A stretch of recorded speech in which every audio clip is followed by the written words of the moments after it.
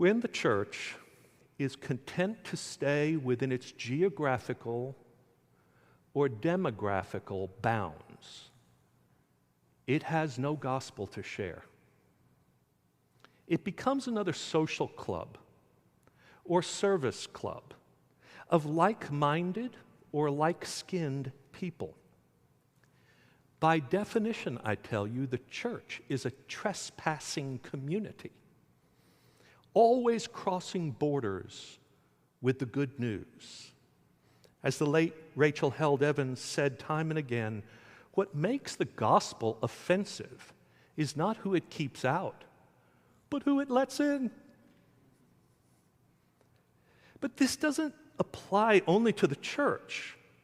See, there's a popular mistaken notion going around these days that there's one code of ethics for the church and another for the world.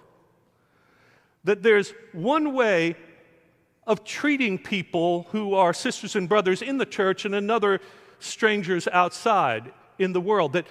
That somehow love and compassion should rule inside the church and then law and order outside the church.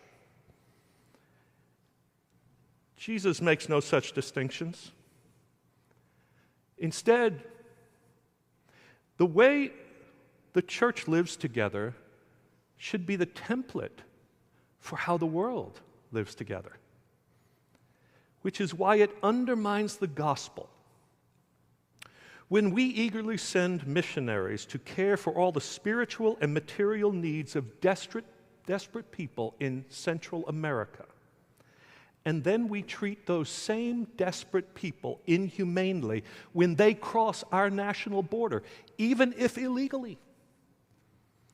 They don't stop being human beings created in the image of God when they cross borders created by human beings. Jesus is always calling us to cross over to the others, on the other side. Whether the other side means the other side of the lake, or the tracks, or the border.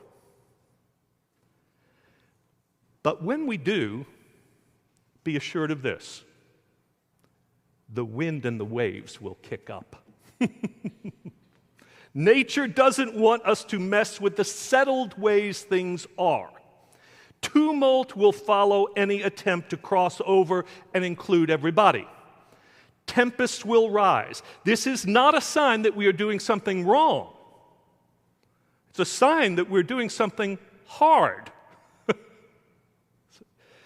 Now, best scholars can tell Mark is the first person to name the Sea of Galilee the Sea of Galilee. Interesting, huh? See, it went by many other names, still does, like Lake Gennesaret or Lake Kinneret or Lake Tiberias. But Mark is the first to call this freshwater lake a sea. Why do you think? Because the sea conjures up all sorts of images of monsters of the deep, full of dangers and death. It also recalls stories from Israel's history, like what happened to Jonah, for instance. Remember Jonah refused to go to the Gentiles in Nineveh, and he boarded a ship where? In the sea, the Mediterranean Sea. Result, a violent storm blew up, and Jonah knew that he had to sacrifice himself in order to save those who were in the boat. But in this case, Jesus shows his lordship over all the elements by addressing them sternly and rebuking them. He quiets them with an authority we can only attribute to divine power. The words he uses are peace, be still, right? And they recall the words from Psalm 46, which after all the language of the chaos of nature and the storms that make human beings afraid, enter God who speaks and says, "Be still and know that I am God." The Hebrew should probably be translated something like, "Stop, let go," as if he is telling nature to stop creating fear in human hearts. Jesus is awake to the invisible systems of injustice in the world that keep people from experiencing the abundant life God intends for everyone. Like the storms of nature, we see and feel their effects, but we don't see the causes. And like the disciples, when the storms rage, we are apt to become fearful and just want them to stop, rather than see them for what they are. Systemic racism is like that.